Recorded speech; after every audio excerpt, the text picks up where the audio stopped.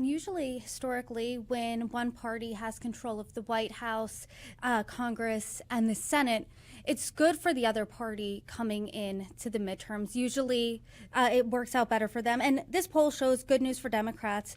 When you're looking at the midterms, Democrats hold an 8-point lead on the generic ballot against Republicans amongst registered voters and a 4-point lead amongst likely voters. Talk to us about where Democrats are right now, as well as where Republicans are, as we're just less than a year from the midterms, if you can believe it. Yeah, I mean, look, that gap between all registered voters, where Democrats have an eight-point lead, and likely voters, where it shrinks to 4 points. And again, the margin of error on this poll is 2 percentage points. That tells you everything. The Republican base is still a lot more energized and a lot more engaged than the Democratic base. The Democratic base has confidence issues within its leadership and feels that the Democrats still haven't landed on a strategy on how to tackle the Trump administration. And you see also a lot of division. So these numbers are very fragile for the Democrats, right? They're not a reason to celebrate in any way, shape, or form.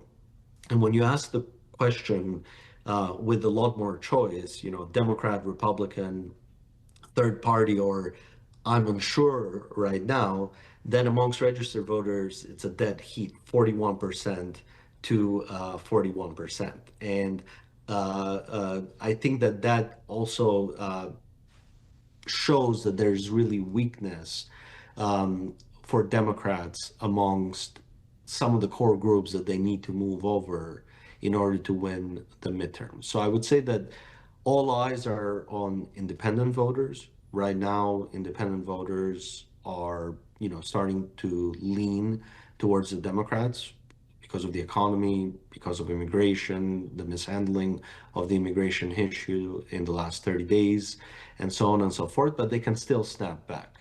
And then one of the key findings from the last election is that the only demographic group that on their own mattered, right, could have tipped the election on their own was Hispanic voters or Latino voters. Hispanic and Latino voters, they are economic voters. These are very, very rational, very bread and butter, tabletop issues voters. And again, this group holds the power in the middle.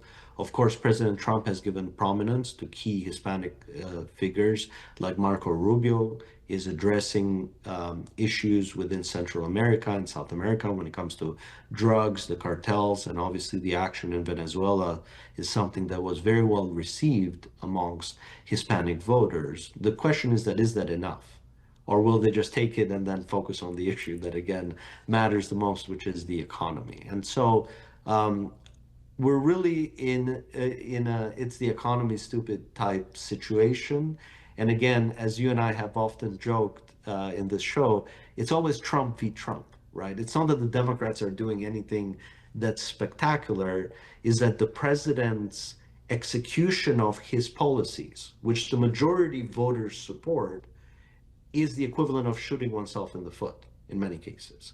And you see that even when the White House has the right idea, the challenge is they go about executing things in a too brazen a way, in too brash a way, too chaotic a way, and people don't want that. They don't want chaos. They want clarity and predictability when it comes to policymaking.